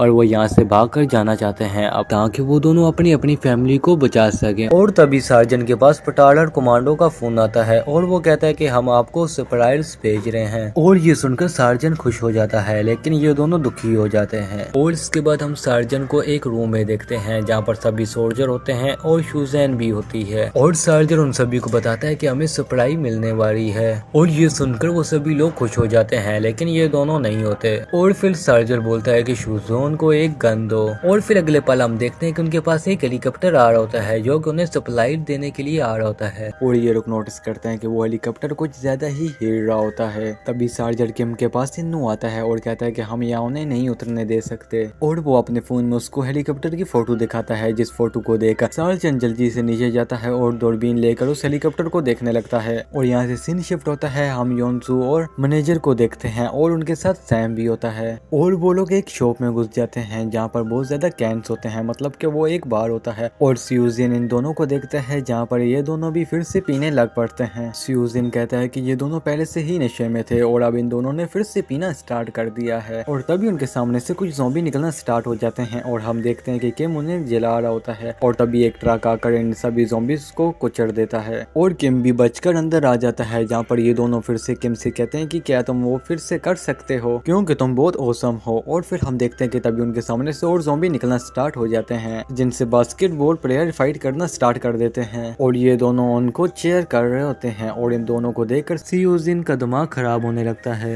और फिर यहाँ से सीन शिफ्ट होता है सार्जन की तरफ जो कि उन सभी सोल्जर को कहता है कि अपनी अपनी गन्स को तैयार कर लो और उस हेलीकॉप्टर पर फायरिंग करना स्टार्ट कर दो और एयर डिफेंस यूनिट अपनी अपनी पोजीशन ले लो। जिस पर इन लोगों को कुछ भी समझ नहीं आ रहा होता है, लेकिन स्कॉट लीवर सभी से कहता है कि अपनी अपनी पोजीशन ले लो और इसके बाद वो सभी लोग उस हेलीकॉप्टर पर फायरिंग करना स्टार्ट कर देते हैं। और वहीं पर स्कॉट लीडर कहता है कि वो मेरी रेंज में नहीं है और जैसे ही वो हेलीकॉप्टर उनकी रेंज में आता है तो स्कॉट लीडर उस हेलीकॉप्टर को ब्लास्ट कर देता है और वो हेलीकॉप्टर नीचे गिरने लगता है। और दूसरी तरफ हम इन लोगों को देखते हैं जो कि उस हेलीकॉप्टर को नीचे गिरते हुए देख रहे होते हैं और उस हेलीकॉप्टर की तरफ जाना स्टार्ट कर देते हैं। और इधर हम सार्जन को देखते हैं जो कि अपने सीनियर पर चिल्ला रहा होता है और कहता है कि आपको अपने हेलीकॉप्टर की पड़ी है, जिस पर उसका सीनियर कहता है कि तुम चिल्ला रहे किसके ऊपर हो और क्या तुम पागल तो नहीं हो रहे। जिस पर सार्जन फिर अपने सीनियर से माफी मांगता है और कहता है कि हमारे पास फूड की कमी हो रही है और वो अपने सीनियर से पूछते हैं कि क्या हम सिचुएशन कैंप जा सकते हैं क्योंकि अगर हम यहाँ रहे तो हम फूड और वाटर के बिना मर जाएंगे। जिस पर उसका सीनियर कहता है कि तुम अभी जिस जगह पर हो वहीं पर रहो। इसके बाद सार्जन अपने सीनियर को यस बोलकर फोन को रख देता है और जब सार्जन अपना गुस्सा उतार रहा होता है तो हम देख पाते हैं कि इन्होंने ये सब कुछ सुन लिया होता है। और इसके बाद सार्जन सभी सोल्जर को इकट्ठा कर कहते हैं कि आज हम इस बिल्डिंग से निकलने वाले हैं क्योंकि यहाँ पर अब कोई भी सप्लाई नहीं आने वाली है। और तभी सब लोग कह रहे होते हैं कि जब तक हमारे पास फूड है तब तक तो हम रुक ही सकते हैं ना। और फिर सार्जन कहते हैं कि जब वो फूड खत्म हो गया तो तुम सामने वाले से कैसे फाइट करोगे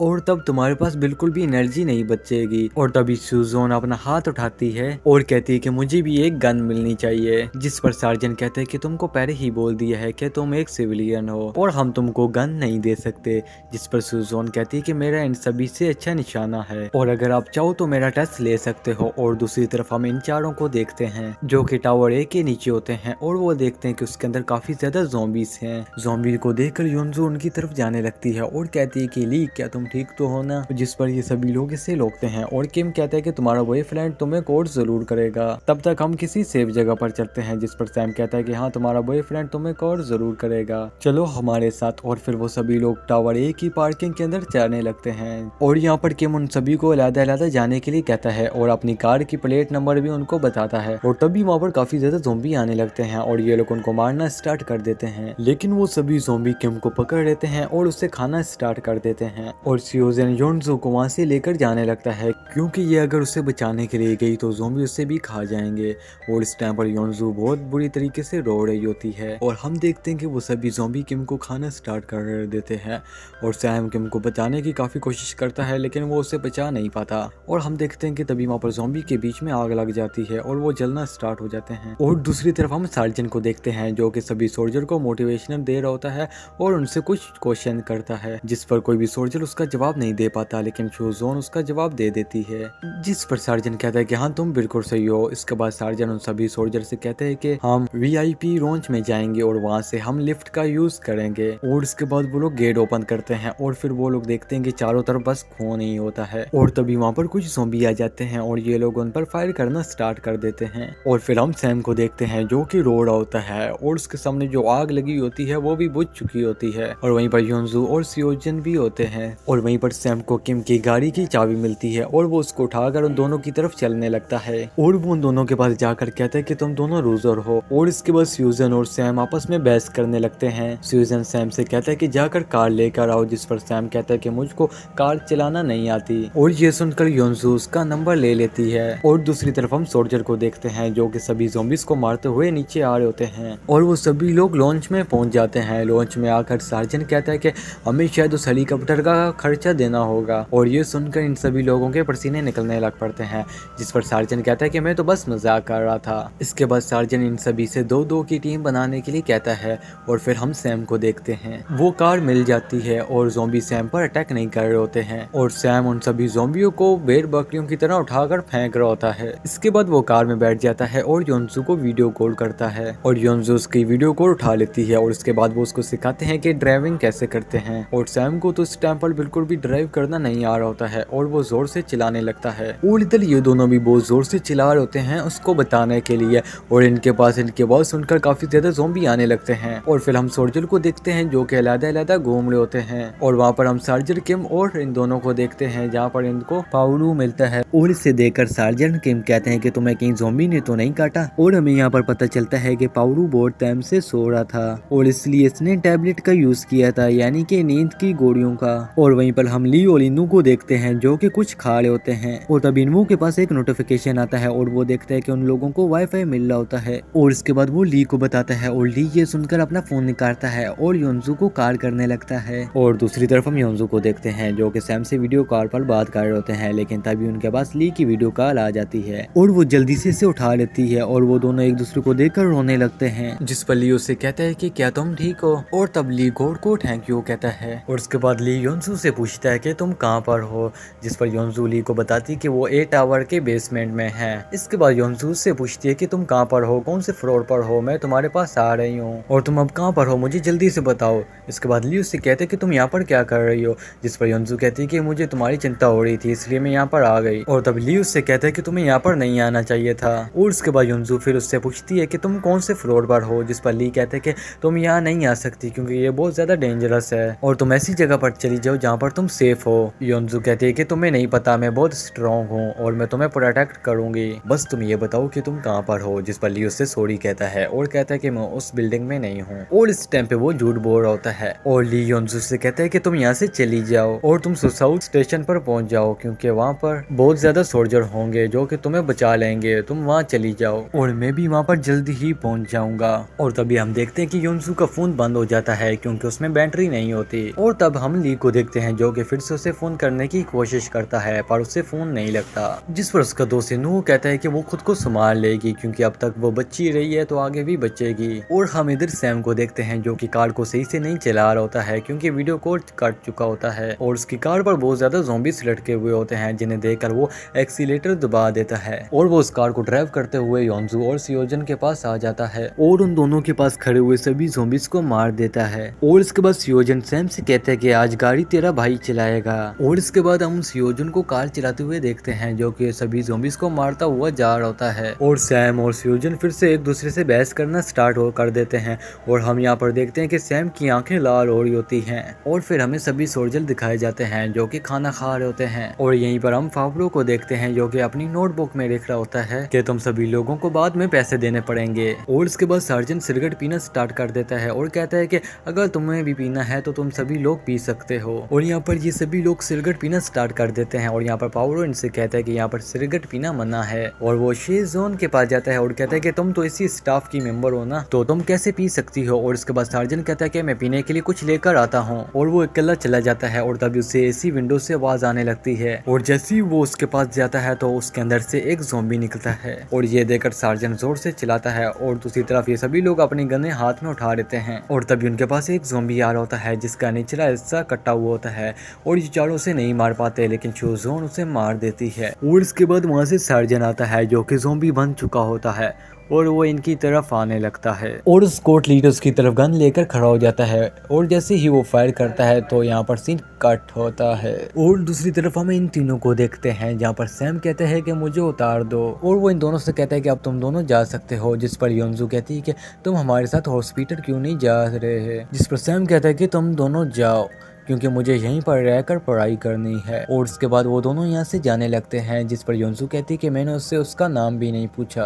तो सुजैन कहता है कि वो एक ज़ॉम्बी में बदल रहा था इसलिए वो वहीं पर उतर गया। और इधर हम सैम को देखते हैं जो कि उन सभी ज़ॉम्बीज को रोक रहा होता है, और इस टाइम पे वो खुद भी ज़ॉम्बी में बदल रहा होता है। और तभी ऐसे सीन कट होता है और हम किसी की आंखों को देखते हैं। तो गाइज आप कमेंट में बताओ कि ये किसकी आंखें हो सकती हैं, एलेक्स की या सैम की। अगले सीन में हम होटल के मैनेजर को देखते हैं जो कि उल्टियां कर रहा होता है। इसके बाद वो सोफी की स्किन निकाल कर खुद के ऊपर लपेट कर बाहर चला जाता है, और तब भी उसके पीछे से ज़ॉम्बी आने लगते हैं, लेकिन वो वहां से भागकर चला जाता है। इसके बाद हम स्क्वाड लीडर को देखते हैं जो कि सार्जन किम की बॉडी के ऊपर कपड़ा डाल रहा होता है, और सभी लोग ये देखकर बहुत ज्यादा सैड होते हैं। और तभी पीछे से ली आता है और स्क्वाड लीडर से कहता है कि अब आप ही हमारे सार्जेंट हैं और आपको खुद को संभालना होगा। और फिर स्क्वाड लीडर पीछे मुड़कर देखता है और कहता है कि हाँ, अब मैं ही सीनियर बचा हूँ। और वो शिजोन से पूछता है कि हम सबसे जल्दी और सेफ नीचे कैसे पहुँच सकते हैं, जिस पर शिजोन कहती है कि हम बाई ची लॉन्च के एलिवेटर से जल्दी पहुँच सकते हैं। और इसके बाद यहाँ से सीन शिफ्ट होता है मैनेजर पर, जहाँ पर वो स्टाफ रूम में पहुँच जाता है। अंदर जाने के बाद उसे एक स्टेबल गन मिलती है, जिससे लेने के बाद वो ज़ॉम्बीज को मारने के लिए निकल जाता है। और इसके बाद हम पूरी सिटी में एक अनाउंसमेंट को सुनते हैं, और उस अनाउंसमेंट में कहा जाता है हम सभी सर्वाइवल लोगों के लिए एक ट्रेन चला रहे हैं जो कि सिर्फ 3 स्टेशन पर ही रुकेगी। और नेक्स्ट सीन में हम योंजू और सियोजुन को देखते हैं जो कि किम की कार में होते हैं,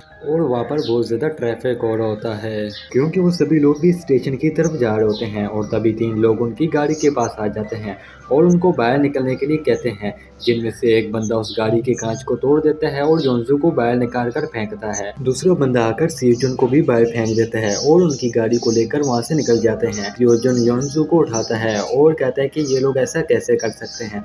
योंजू कहती है कि ये सब लोग पागल हो चुके हैं। और उसके बाद सियोजुन उसको स्टेशन की तरफ लेकर जाने लगता है, जहाँ पर वो लोग अंडरग्राउंड टनल में चले जाते हैं और उनके साथ बहुत सारे लोग भी होते हैं। और दूसरी तरफ हम सभी सोल्जर को देखते हैं जिनको लिफ्ट मिल जाती है, और वो लोग उस लिफ्ट में आ जाते हैं और नीचे जाने लगती हैं। और तभी लिफ्ट 58 फ्लोर पर रुक जाती है और उनके सामने कोई और नहीं बल्कि मैनेजर पार्क होता है। और फिर यहाँ से सीन शिफ्ट होता है योंजू की तरफ, जहाँ पर हम उन दोनों को देखते हैं जो कि सीढ़ियों से नीचे उतर रहे होते हैं। और उस टाइम पे वहाँ पर बहुत ज्यादा ही भीड़ होती है। जैसे तैसे करके वो लोग स्टेशन तक पहुँच जाते हैं, और वहाँ पर मेट्रो ट्रेन आने से पहले ही सभी लोग एक दूसरे को धक्का देने लगते हैं, जिसकी वजह से सेफ्टी ग्लास टूट जाता है और सभी लोग ट्रेन के आगे आ जाते हैं, जिसकी वजह से वो लोग कुचले जाते हैं। और भीड़ की वजह से योंजू और सियोजन भी अलग-अलग हो जाते हैं। जब वो कांच टूटा था तो वो दोनों भी उधर की साइड गिरते हैं। और फिर हम योंजू को देखते हैं, लेकिन उसके साथ सियोजन नहीं होता, और वो सभी लोग चिल्लाने लग पड़ते हैं क्योंकि उस ट्रेन की वजह से कई लोग मारे जाते हैं और कई जख्मी हो जाते हैं। और वो सभी लोग एक दूसरे को धक्का देकर उस ट्रेन के अंदर घुसने लगते हैं। और यहाँ से सीन वापस सोल्जर की तरफ आता है, जिन लोगों के सामने खड़ा होता है मैनेजर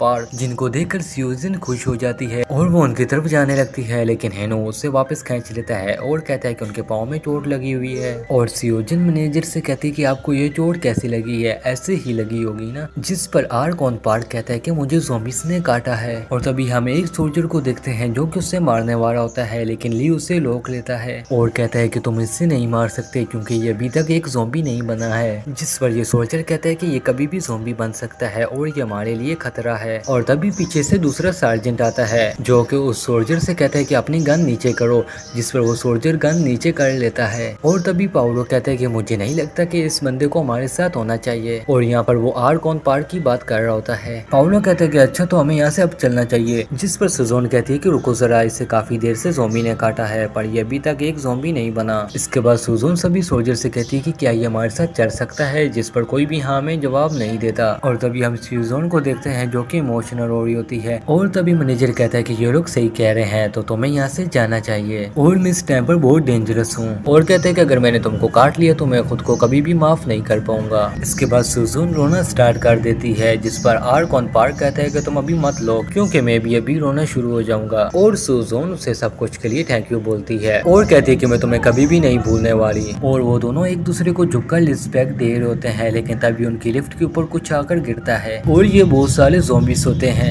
और इसके बाद हमें योंजू को दिखाया जाता है जो कि रो रही होती है। और तभी एक आंटी उसे मेट्रो के अंदर ले लेती है। और तभी हम देखते हैं कि उनके सामने एक छोटा बच्चा और उसकी दादी आ जाती है। और ट्रेन में जगह ना होने की वजह से योंजू बाहर आ जाती है और उस बच्चे को अंदर कर देती है। और इसके बाद योंजू उसकी दादी को कहती है कि वो ठीक होगा। और ये बोलने के बाद जैसे ही वो देखती है तो मेट्रो के पीछे बहुत ज्यादा ज़ॉम्बीज होते हैं। इसके बाद हम मेट्रो ट्रैक को देखते हैं जहाँ पर बहुत ज्यादा ब्लड ही ब्लड होता है। और तभी योंजू को सियोजन की घड़ी मिलती है उसी ब्लड के अंदर और कहती है कि तुमने मुझे बचाया था। तभी हम इस दादी को देखते हैं जो कि अपना चाकू निकाल लेती है और कहती है कि मैं तुम्हें मार दूंगी, पर वो उसे नहीं निकालती और लेवले ट्रैक पर चली जाती है। और योंजू उसे बचाने के लिए उसके पीछे चली जाती है। और तभी उसके पीछे से एक मेट्रो ट्रेन आ जाती है जो कि उसके सामने ही रुक जाती है। और फिर से वो उसी दादी को बचाने के लिए चली जाती है और वो उस दादी को बचाकर एक दीवार के सहारे खड़ा कर देती है और कहती है कि अब यहाँ से हिलना मत। और यहाँ पर हम देख पाते हैं कि उस दादी को ज़ॉम्बीज़ ने पहले ही काट लिया होता है और वो ट्रेन वहाँ से निकलना स्टार्ट हो जाती है। दूसरी तरफ ये दादी भी ज़ॉम्बी बन जाती है और वो उस पर अटैक करना स्टार्ट कर देती है। और योंजू खुद को बचाने के लिए उस दादी का सर ट्रेन की तरफ कर देती है, जिसकी वजह से उसका पूरा सर ही गायब हो जाता है और इसकी बॉडी को देखकर वो रोने लगती है। और उसके बाद वो स्टेशन की तरफ जाने लगती है और तभी पीछे से उसको उसकी माँ की आवाज आती है, जिसकी वजह से वो पीछे जाने लगती है। और तभी उसको वहाँ पर एक गेट मिलता है और जैसे ही वो उसको खोलती है तो यहाँ पर सीन कट होता है। और दूसरी तरफ हम सोल्जर को देखते हैं जिनके ऊपर ज़ॉम्बी गिरना स्टार्ट हो जाते हैं, लेकिन वो सभी लोग लिफ्ट से बाहर आ जाते हैं और लिफ्ट से बाहर निकलते ही वो लोग सभी अलग-अलग हो जाते हैं और उनके पीछे ज़ॉम्बी पड़ जाते हैं। और तभी पाउलो को एक खुला हुआ गेट मिलता है और वो अंदर चला जाता है और उसके पीछे ली और हिनू भी चले जाते हैं। और फिर हम सुजोन और की योंग को देखते हैं और यहाँ पर किंग योंग को एक कार्ड मिलता है, मतलब कि रूम का कार्ड, और वो लोग एक रूम को खोलकर अंदर चले जाते हैं। और इसके बाद हम आर्कॉन पार्क और दूसरे सार्जन और एक सोल्जर को देखते हैं, पर आर्कॉन पार्क इन दोनों को एक कमरे में जाने के लिए कहता है और आर्कॉन पार्क ज़ॉम्बीज से फाइट करना स्टार्ट कर देता है और ज़ॉम्बीज को खत्म करने के बाद वो भी उनके पीछे चला जाता है। और इसके बाद वो दोनों एक रूम में चले जाते हैं जहाँ पर सोल्जर सार्जन को अंदर फेंक देता है, अंदर से गेट को लॉक कर लेता है और आर्कॉन पार्क के लिए गेट नहीं खोलता। और इसके बाद आर्कॉन पार्क ज़ॉम्बीज को देखकर कहते हैं कि तुम लोग मुझे खा ही लो, पर कोई भी ज़ॉम्बी उसे खाता नहीं है और उसे देखे बिना ही आगे चले जाते हैं, जिसकी वजह से आर्कॉन पार्क खुद का याद उन ज़ॉम्बीज के मुंह के अंदर देने लगता है, पर फिर भी ज़ॉम्बी उसे नहीं खाते। और यही चीज हमने पीछे सैम के साथ भी देखी थी। और फिर हम आर्कॉन पार्क को देखते हैं और जैसे ही उसे पता चलता है कि ज़ॉम्बी उसे नहीं खा रहे तो वो कुछ ऐसी स्माइल करता है। और दूसरी तरफ हम सार्जन को देखते हैं जो कि उस सोल्जर से कह रहा था कि तुमने ऐसा क्यों किया, क्योंकि हमारे पास तो बहुत ज्यादा टाइम था उसे अंदर लेने के लिए। जिस पर ये सोल्जर कहता है कि उसके पाँव में एक ज़ॉम्बी ने काटा है और यही मैटर करता है, जिसकी वजह से वो कभी भी ज़ॉम्बी बन सकता है और हमें मार सकता है। और तभी इन्हें बाइट से आवाज आती है कि मैं अभी तक मरा नहीं हूँ और इस सोल्जर का नाम क्वेज सिंह होता है। आर्कॉन पार्क कहते हैं कि मुझे नहीं लगता कि मैं यहाँ पर मरने वाला हूँ, जिस पर सार्जन उससे माफी मांगता है और आर्कॉन पार्क कहता है कि तुम्हें माफी मांगने की कोई जरूरत नहीं, जिस पर ये सोल्जर कहता है कि तुम झूठ बोल रहे हो क्योंकि तुम्हें ज़ॉम्बीज़ ने काटा है, जिस पर आर्कॉन पार्क उसे चुप रहने के लिए कहता है और कहता है कि मैं अभी एंजॉय कर रहा हूँ और इनसे बात कर रहा हूँ। और ये सुनकर वो सोल्जर गेट में लगे हुए लैंप से उन्हें देखने लगता है और वो देखता है कि आर्कॉन पार्क एक ज़ॉम्बी के गले में हाथ डालकर खड़ा होता है। और फिर आर्कॉन पार्क उनसे कहते हैं कि मैं ये कभी भी नहीं भूलूंगा। ये कहकर वो वहाँ से जाने लगता है। यहाँ से सीन शिफ्ट होता है योंजू की तरफ जो कि उस गेट को खोल लेती है और वो एक ऐसे एरिया में आ जाती है जहाँ पर चारों तरफ सिर्फ मशीन ही होती हैं और यहाँ पर फिर से उसे एक औरत की आवाज सुनाई देती है और तभी वहाँ पर उसे बहुत ज्यादा ज़ॉम्बीज़ मिलते हैं जिसकी वजह से वो दूसरी तरफ जाने लगती है और तभी उसे एक और गेट मिलता है जिसके ऊपर स्टिक एरिया लिखा होता है और वो उसके अंदर चली जाती है और यहाँ पर उसे बहुत सारी चीजें मिलती हैं। लेकिन सबसे पहले वो अपने फोन को चार्ज करती है और फिर ली को कॉल करती है, लेकिन ली को कॉल नहीं लगता और फिर इसके बाद हम ली को देखते हैं जो कि सभी लोगों से कांटेक्ट करता है, जिस पर सभी लोग उससे बताते हैं कि वो लोग ठीक हैं, लेकिन वो लोग अलग-अलग होते हैं और वो सभी बारी बारी से बात करते हैं। और फिर यहाँ से सीन शिफ्ट होता है और हम योंजू को देखते हैं जो कि खुद ही अपना ट्रीटमेंट कर रही होती है और वो अपने आसपास काफी ज्यादा चीजों को देखती है और तभी वहाँ पर उसे खाने के लिए भी सामान मिलता है और तभी उसे एक कटर मशीन दिखाई देती है जिसे देखकर वो खुश हो जाती है। और फिर यहाँ से सीन शिफ्ट होता है सोल्जर की तरफ और तभी हम यहाँ पर ली को देखते हैं और तभी उससे वोकी टोकी पर सार्जेंट कहता है कि हमारे पास एमो बहुत कम है जिसकी वजह से हम बाहर नहीं निकल सकते। और फिर हम दूसरी तरफ सुजोन को देखते हैं जहाँ पर वो भी बुलेट्स को गिन रही होती है और तभी ग्योहन उसे एक कैन देता है और उसके ऊपर एक पेपर होता है और उसमें के योन की इंस्टा आईडी होती है जिसे देखकर सुजोन कहती है कि ये सब क्या है। तो के योन उसे डायरेक्टर ही कह देता है कि अगर हम यहाँ से बच गए तो क्या तुम मेरे साथ डेट पर चलोगी, जिस पर सुजोन कहती है कि तुम्हें क्या लगता है कि ये सही टाइम है इन फालतू चीजों के लिए क्या, जिस पर के योन कहता है कि मैंने अपनी पूरी जिंदगी में ऐसी कोई भी चीज नहीं की है और मुझे लगता था कि मैं किसी दिन मारा जाऊंगा और कुछ नहीं, और फिर मैंने रियलाइज किया कि मुझे जीने का एक रीजन चाहिए और अब मैं तुम्हें देखकर हर एक दिन जीना चाहता हूँ और मेरे अंदर ये एक नई सी फीलिंग आ गई है। और ये सब कुछ सुनने के बाद सुजोन का रिएक्शन कुछ ऐसा होता है और वो केयो के दिए हुए पेपर को अपनी पॉकेट में रख लेती है और वो उससे कहती है कि तुम्हें मुझे एक अच्छे से रेस्टोरेंट में लेकर जाना होगा एंड ये डेट पक्की हुई। और ये सुनने के बाद ये बंदा तो बिल्कुल पगला जाता है। और फिर यहाँ से सीन शिफ्ट होता है योंजू की तरफ जो कि इस मशीन को स्टार्ट करने की कोशिश करती है लेकिन वो खराब होती है और फिर वो इसके बाद उसे रिप्ले करने लग जाती है और कहती है कि लगता है कि आज मेरी इंजीनियर की डिग्री काम आ रही है। और फिर उस मशीन को सही करते वक्त फिर से उसे उस औरत की आवाज सुनाई देती है जिस पर योंजू कहती है कि तुम चुप क्यों नहीं हो जाती, और यहाँ पर हमें नहीं पता लगता कि वो आवाज किसकी है। और इसके बाद वो उस मशीन को सही कर लेती है और उसे चालू कर कर चेक करती है और कुछ आउटफिट्स को पहन लेती है। और तब यहाँ से सीन शिफ्ट होता है ली की तरफ जो कि उस होटल के टैबलेट में गेट के बाहर जो ज़ॉम्बीज होते हैं उन्हें देख रहा होता है और उसके पीछे हिनो उस विंडो को ओपन करता है और तभी ली अपने टैबलेट में मैनेजर को देखता है जो कि कह रहा होता है कि मुझे कोई भी ज़ॉम्बीज नहीं काट रहा, जिस पर ली कहता है कि ऐसा कैसे हो रहा है, जिस पर आर्कॉन पार्क कहता है कि अभी ये सोचने का टाइम नहीं है और वो उनसे कहता है कि तुम उस कमरे से निकल सकते हो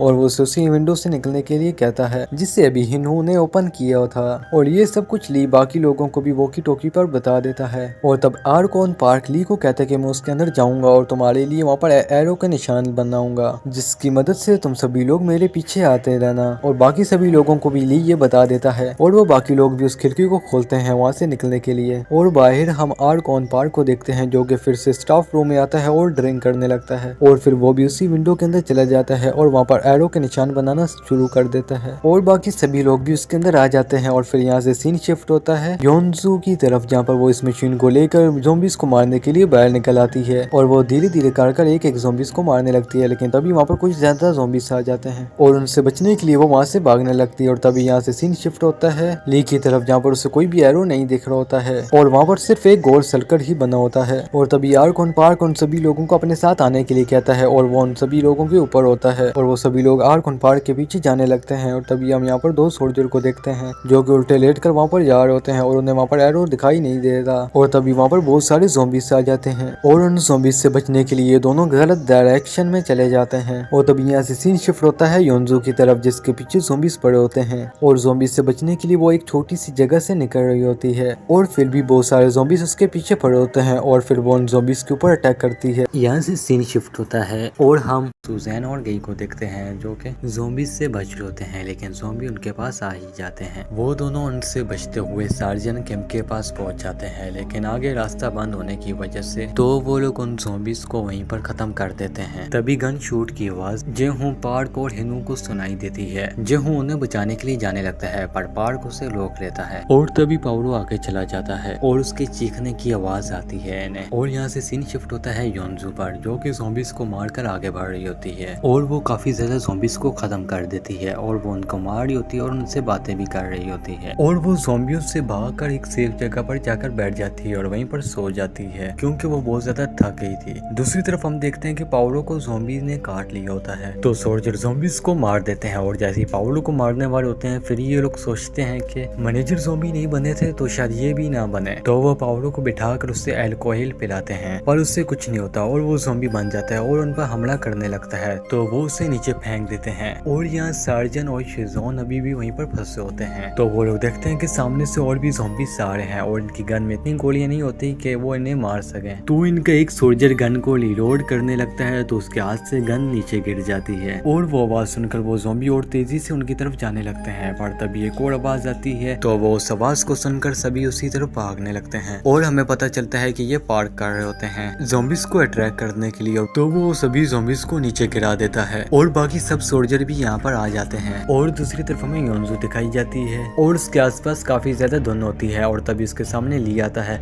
जिसके हाथ में ज़ॉम्बीज ने काटा होता है और वो योंजू को बोलता है कि मुझे मार डालो वरना मैं भी ज़ॉम्बी बन जाऊंगा। जिस पर योंजू से कहती है कि मैं तुम्हें कैसे मार सकती हूँ और तभी देखते देखते वो ज़ॉम्बी बन जाता है और वो जैसे ही योंजू पर हमला करता है तो योंजू की आंख खुल जाती है, मतलब कि वो एक सपना देख ली होती है। और फिर हमें सोल्जर का सीन दिखाया जाता है जहाँ पर सभी सोल्जर एक फ्लोर पर आ जाते हैं और तभी यहाँ पर दो सोल्जर के बीच में लड़ाई हो जाती है क्योंकि उनमें से एक सोल्जर ने सोचे समझे बगैर ज़ॉम्बीज पर फायरिंग करने लग पड़ा क्योंकि उससे लग रहा था कि शेजोन को कुछ हो जाता तो उसे या गोली लग जाती। तो और वो दोनों सोल्जर आपस में इतना लड़ते हैं कि एक दूसरे को मारने की तक बात पहुंच जाती है पर सार्जन के मुंह रोक देते हैं और फिर मैनेजर सबको कहते हैं कि अलग-अलग होकर बाहर जाने का रास्ता ढूंढो और ये सुनकर वो सभी अलग-अलग चले जाते हैं दो बंदों का ग्रुप बनाकर। और फिर यहाँ से सीन शिफ्ट होता है योंजू पर जो कि इधर उधर घूम रही होती है और तभी उससे सॉन्ग की आवाज आती है और वो आवाज सभी लोस्ट फोन सेंटर से आ रही होती है और जैसे ही वो डोर खोलकर अंदर जाती है तो वहाँ पर काफी ज्यादा लोग होते हैं जो कि जिंदा होते हैं और योंजू इस बंदे को पहचान लेती है जो कि गाना गा रहा होता है। और फिर यहाँ से सीन शिफ्ट होता है सोल्जर पर जहाँ पर वो सभी लोग लिफ्ट के पास खड़े होते हैं पर लिफ्ट के अंदर जाने की किसी की भी हिम्मत नहीं होती क्योंकि वो पूरी तरह से खून से भरी होती है। और तभी इनू को कंस्ट्रक्शन एलिवेटर मिल जाती है और इनू सभी को बुलाता है और कहते हैं कि हम शायद इसमें से ग्राउंड फ्लोर तक जा सकते हैं पर किसी को जाकर सबसे पहले चेक करना होगा। इनू कहता है कि कौन जाएगा नीचे पर सबके सब पीछे हट जाते हैं पर ली उस एलिवेटर से नीचे जाने के लिए रेडी होता है। और फिर यहाँ से सीन शिफ्ट होता है योंजू पर और योंजू से पूछता है कि क्या तुम ठीक हो और वहाँ पर लोग उसे चेक कर रहे होते हैं कि कहीं ज़ॉम्बीज ने तो इसे नहीं काटा। और फिर लोग योंजू को बोलते हैं कि तुम यहाँ पर सेफ लोगी तो योंजू वहीं पर बैठ जाती है और फिर ली नीचे चला जाता है और वो देखते हैं कि वो काम कर रही है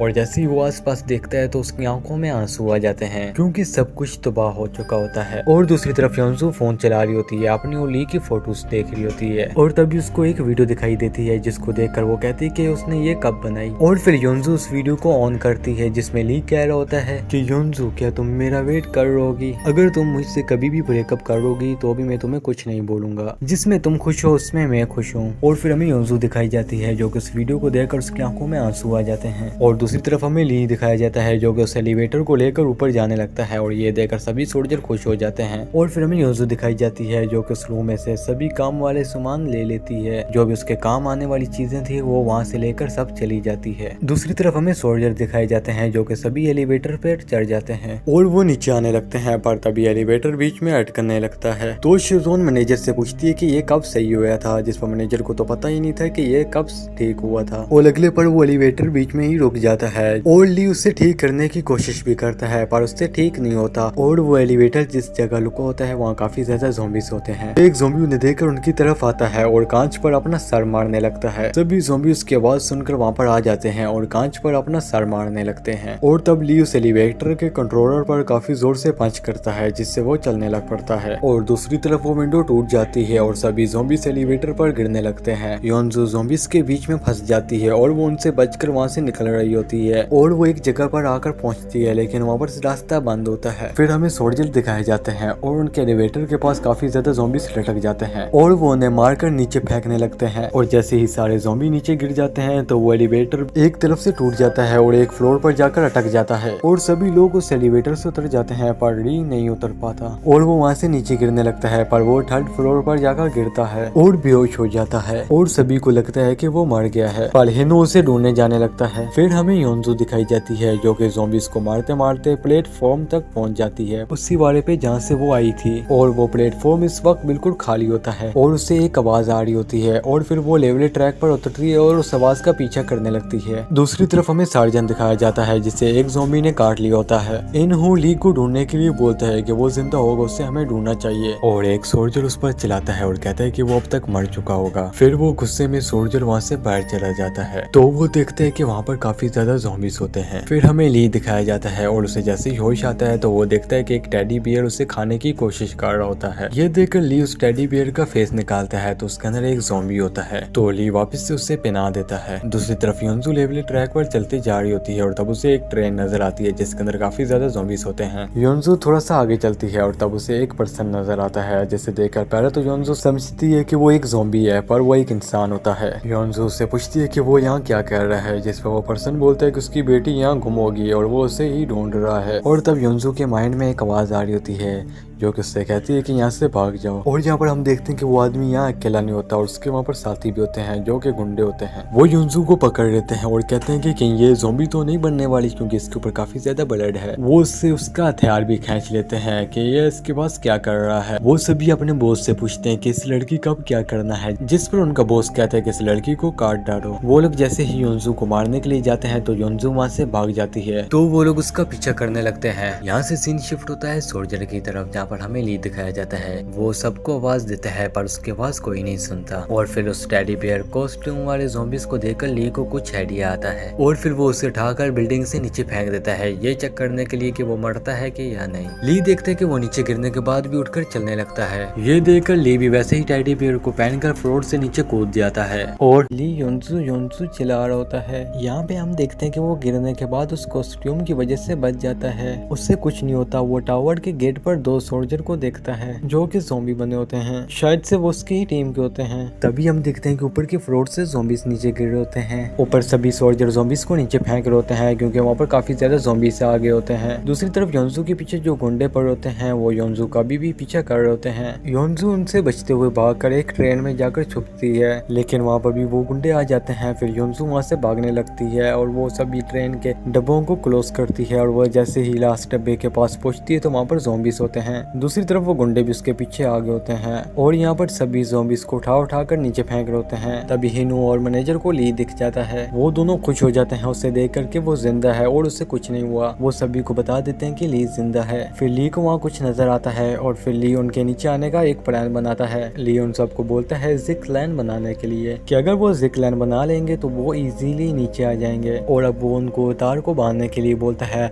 ली भी दिल नीचे तार को ट्रक से बांध देता है और गद्दे बिछा देता है जिससे किसी को चोट ना लगे। एक एक कर सभी नीचे आने लगते हैं पर हिनू वो नीचे आने से डर रहा होता है, लेकिन जैसे तैसे कर वो नीचे आ ही जाता है। दूसरी तरफ हम देखते हैं कि वो गुंडे जैसे ही लास्ट डब्बे का गेट ओपन करते हैं तो वो देखते हैं कि वहाँ सिर्फ ज़ॉम्बीज होते हैं, योंजू नहीं होती। वो ज़ॉम्बी उन पर हमला कर देते हैं। तब हम योंजू को देखते हैं। योंजू पर सामान रखने वाली जगह पर छुपी होती है। वो ट्रेन से नीचे उतरकर ट्रेन की पटरियों पे आ जाती है। वहाँ पर उससे एक लड़की मिलती है जो कि स्टेशन की स्टाफ होती है। वो योंजू को बचाकर अपने साथ लेकर चली जाती है। दूसरी तरफ सभी सोल्जर नीचे आ चुके होते हैं, लेकिन सार्जन किम नहीं आते नीचे। सभी उन्हें नीचे बुला रहे होते हैं, लेकिन फिर भी वो नीचे नहीं आते। तो सार्जन किम सभी को बता देते हैं कि उन्हें एक ज़ॉम्बी ने काट लिया है, लेकिन फिर भी सभी उन्हें नीचे आने के लिए बोलते हैं कि जैसे पार्क ने दारू पीते पीते खुद को बचाया था वैसे वो भी शायद बचा सकें खुद को। लेकिन फिर भी वो नीचे नहीं आते। सभी उन्हें मनाते हैं, लेकिन इसका भी कोई फायदा नहीं होता। दूसरी तरफ वो लड़की योंजू को एक सेफ जगह पर लेकर जाती है, लेकिन वहाँ पर लाशें पड़ी होती हैं। योंजू उससे उन लाशों के बारे में पूछती है। फिर वो लड़की बताती कि ये सब इंसान थे और इन्हें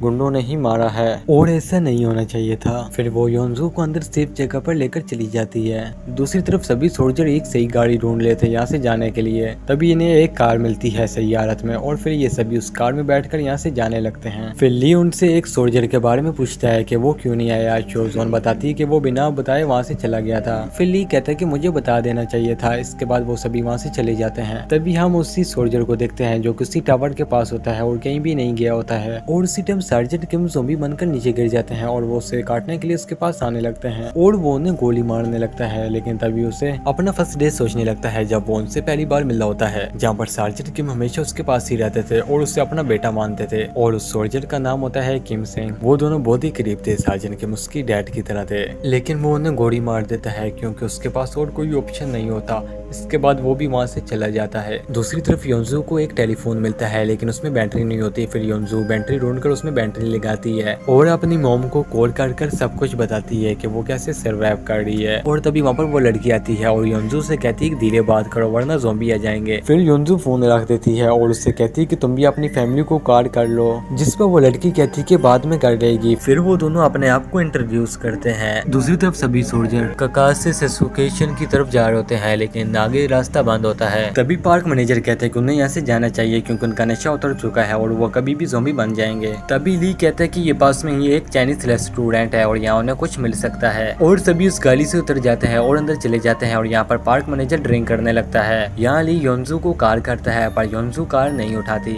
और इधर शिजोन और सोल्जर को खाना खाने के लिए कुछ मिल जाता है और वो दोनों खाना खाने लगते हैं। तो सोल्जर बोलता है कि ये हमारी डेट चल रही है। फिर शिजोन इस सोल्जर को अपनी आईडी देती है, जिस पर ये सोल्जर बहुत ही ज्यादा खुश हो जाता है। इनू और मैनेजर दोनों ही ड्रिंक कर रहे होते हैं। ली योंजू की मोम को कॉल करता है, जिस पर योंजू की मोम कार उठा लेती है। योंजू की मोम ली को बताती है कि योंजू एक्सट्यूअर लेवल स्टेशन पर फंसी हुई है। तभी हिनू को एक बच्चा दिखता है। हिनू उस बच्चे को बचाने के लिए जा रहा होता है। पार्क मैनेजर उसे रोक लेता है क्योंकि वो एक ज़ॉम्बी होता है, जिस पर हिनू बहुत ही ज्यादा सैड हो जाता है। दूसरी तरफ योंजू को वो लड़की बोलती है कि सब कुछ ठीक हो चुका है मुझे लगता है और अब वो यहाँ से निकल सकते हैं। वो योंजू को कहती है कि वो जाकर शटर ओपन करेगी, जिस पर योंजू कहती है कि वो भी साथ में चलेगी, लेकिन वो मना कर देती है। तो वो कहती है कि अगर शटर ऑन हुआ तो समझ जाना कि काम हो गया, और फिर वो उधर से चली जाती है। दूसरी तरफ ली उन सभी को जाने के लिए बोलता है और वो कहता है कि उसका सफर यहीं तक था और वो उन सभी से कहता है कि सभी को अपनी अपनी फैमिली के पास जाना चाहिए और उन्हें बचाना चाहिए। ली उन सभी से अलग हो जाता है और स्टेशन चला जाता है। वहाँ का दरवाजा बंद होता है तो वो दरवाजे को तोड़कर अंदर चला जाता है, लेकिन अंदर ज़ॉम्बीज़ होते हैं और वो ज़ॉम्बीज़ को मारता है। फिर हमें दिखाया जाता है कि दूसरे दरवाजे से ज़ॉम्बीज़ अंदर आ रहे होते हैं, तो वो फटाफट जाकर उस दरवाजे को बंद कर देता है और वो जोर जोर से योंजू योंजू चलाने लगता है। दूसरी तरफ योंजू को भी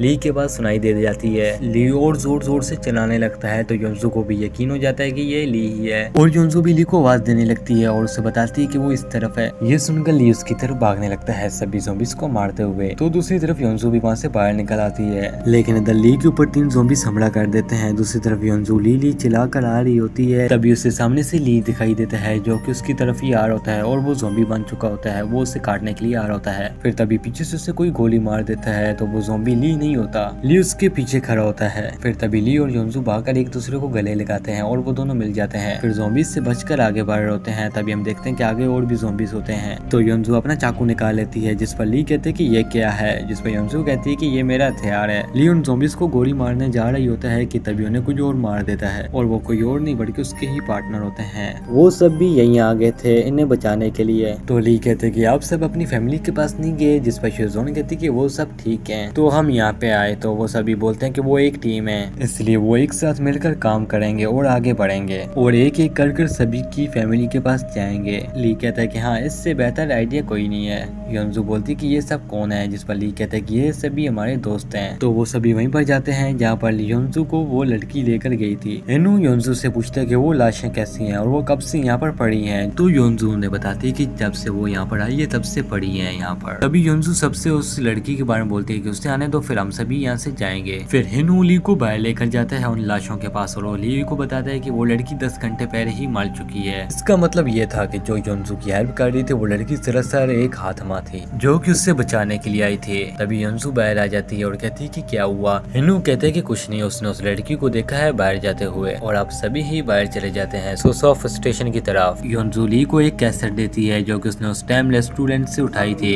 जिन्हू और एलेक्स के साथ। तभी वो सभी एक पुल पर आ जाते हैं और वो सभी उतर जाते हैं वहाँ का व्यू देखने के लिए। वहाँ का व्यू बहुत ही सुंदर था पर सब कुछ तबाह हो चुका होता है और वहाँ पर कुछ नहीं बचा होता है। तभी दूसरी तरफ एक बम ब्लास्ट होता है। ये देखकर वो दोबारा से गाड़ी में बैठ जाते हैं और वहाँ से निकल जाते हैं और वो अपने सफर में आगे बढ़ने लगते हैं। और ये दिखाते हुए ये ड्रामा यहीं पर एंड होता है और इसी के साथ ये सीरीज भी यहीं पर एंड होती है। अगर आपको ये सीरीज अच्छी लगी है तो हमें कमेंट में लाजमी बताएं और हमारे इस वीडियो को लाइक करें और हमारे चैनल को सब्सक्राइब करें ऐसी नई नई सीरीज देखने के लिए। और अब हम आपको मिलेंगे अगली वीडियो में, तब तक के लिए गुड बाय।